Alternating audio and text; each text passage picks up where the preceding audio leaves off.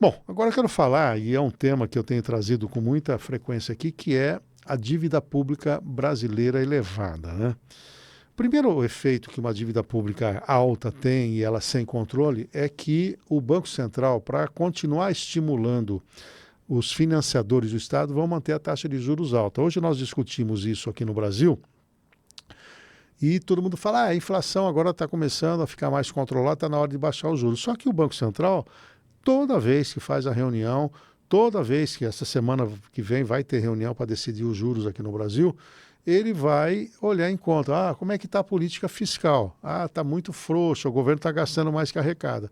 Não há dúvida que a taxa de juros vai ficar nas alturas. Juros altos, ele premia só o rentista, aquele que tem sobra de dinheiro. Para quem precisa tomar dinheiro emprestado, esquece. E a maioria da população brasileira toma dinheiro emprestado, as empresas precisam de recursos para alavancar, para gerar mais empregos.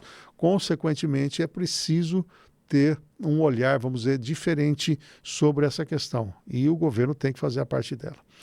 Como você tem taxa de juros mais alta, o efeito de uma dívida pública alta, ela é reduzir o crescimento econômico. Ela pode dar uma sensação inicial de maior crescimento porque você injeta dinheiro na economia gastando mais, né? Um governo gasta mais que arrecada, ele está enfiando liquidez no mercado. Só que ela tem um prazo de validade, porque a inflação começa a se instalar e a desconfiança de que o governo não vai ter como honrar os seus compromissos, né, ali na frente, a taxa de juros sobe e aí você começa a diminuir o nível da atividade econômica. Então, uma dívida pública elevada pode levar à inflação e exigir mais taxa de juros. Sabe aquela coisa que se retroalimenta? O que é pior, uma dívida pública alta vai fazer com que a gente tenha perda de confiança. Pode levar os investidores, os cidadãos a achar que o governo não tem capacidade para honrar os seus compromissos. Consequentemente, pode desestabilizar a economia.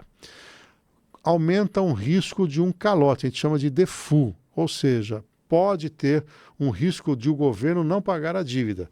Vai acontecer com o Brasil? Eu imagino que não, mas já aconteceu com a Grécia, a própria Argentina teve e tem dificuldade, o próprio Brasil, no passado, deixou de honrar seus compromissos internacionais, teve que buscar ajuda no Fundo Monetário Internacional. Hoje nós temos uma blindagem, que é reservas cambiais na ordem, o que são as reservas cambiais na ordem de 400 bilhões de dólares, mas dívida pública em crescimento sempre gera aquela dúvida. Será que ele não vai dar calote em algum momento?